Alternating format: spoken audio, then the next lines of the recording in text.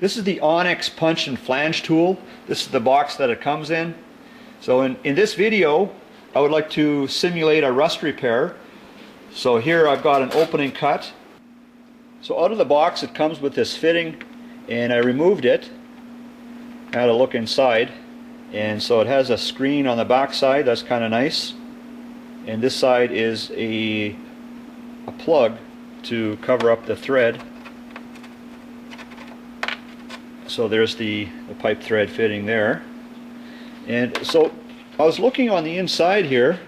I was a little surprised to see the debris in there. Like, look inside there. So it kind of looks like sealer. It kind of got pushed in there or whatever. So before I use this thing, I'm going to get in there with a bit of a pick and then try and blow that debris out of there. So I've got about 110 pounds in the compressor. Get this a little closer here with the camera.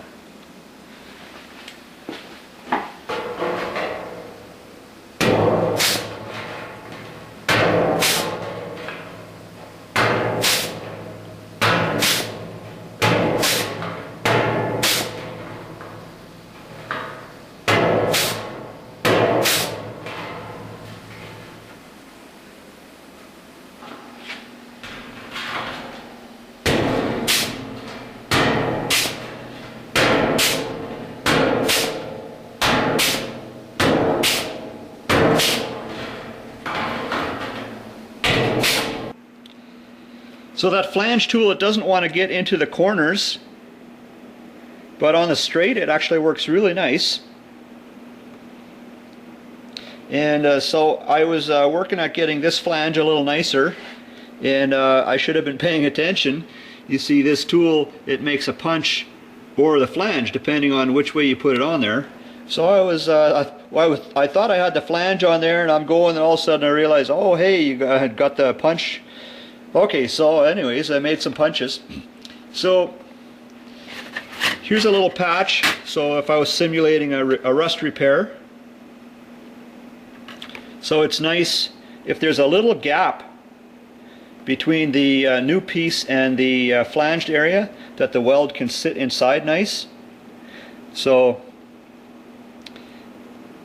here I've made it a little big. You know, I could have been a little more precise with my cutting.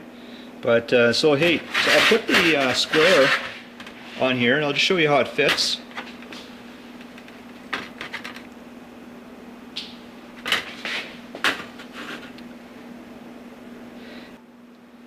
So a possible disadvantage to doing a rust repair like this is it actually creates a lip on the back side for water to potentially sit inside there. But an advantage is that it creates more of a rigid area along the crimp. So let's say if this was a quarter panel had been cut out along here, and there was a crimp going along here, it makes it more rigid for welding. It would help to keep it in line a little bit better than if it was just a butt weld. So anyways, just testing out the tool here. Oh, I was gonna a couple of punches here.